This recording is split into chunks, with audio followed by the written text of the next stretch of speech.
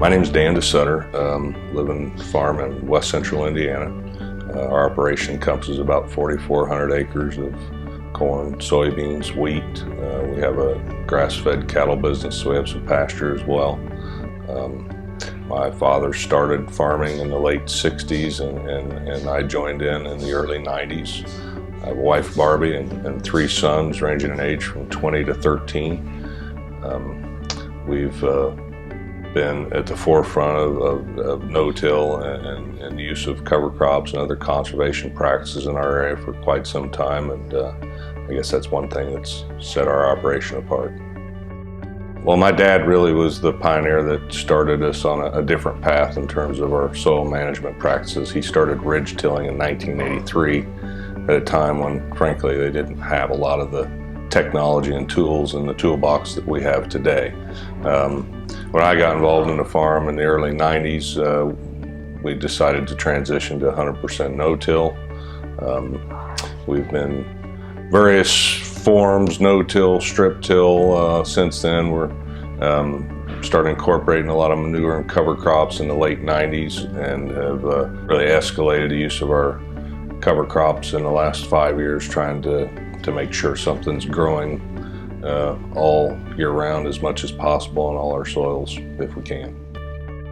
We sit in a pretty good area as far as grain merchandising goes. We're kind of in a golden triangle, if you will. We've got the world's largest dry milling processor in Danville, Illinois, 40 miles west.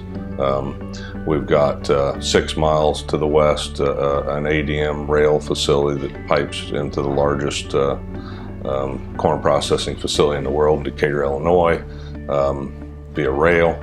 We've got an ethanol plant now about 15 miles to the east, hosted by a Cargill facility, and then in Lafayette, 20 miles northeast, we've got Tate and Lyle, which makes a lot of industrial products from corn as well. So we're in an active zone as far as corn bids, and certainly that influences the crops that are grown in this area. Corn is king. If you can grow corn, that's usually going to be our most profitable crop. I try to look at the world in terms of opportunities rather than problems or challenges, but they're really the opposite side of the coin usually. History tells us that we've been through some very good times recently in agriculture in the Midwest in the U.S. And history would say then that for every boom there's a bust, and we fully expect some tough times ahead.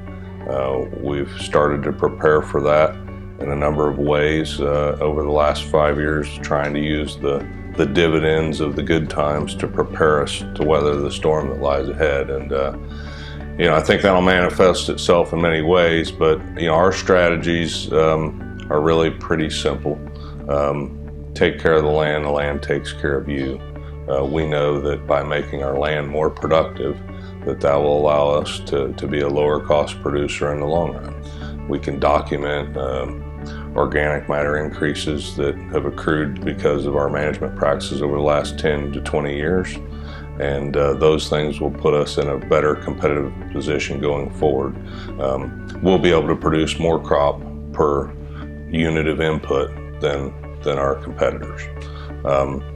Financial management is also a part of it, both in terms of managing our risk and getting some crops sold ahead at some good, what are historically excellent values, as well as trying to make sure that we've got better liquidity and starting to rein back on capital purchases and long-term purchases of land and hopes really that better opportunities might lie ahead.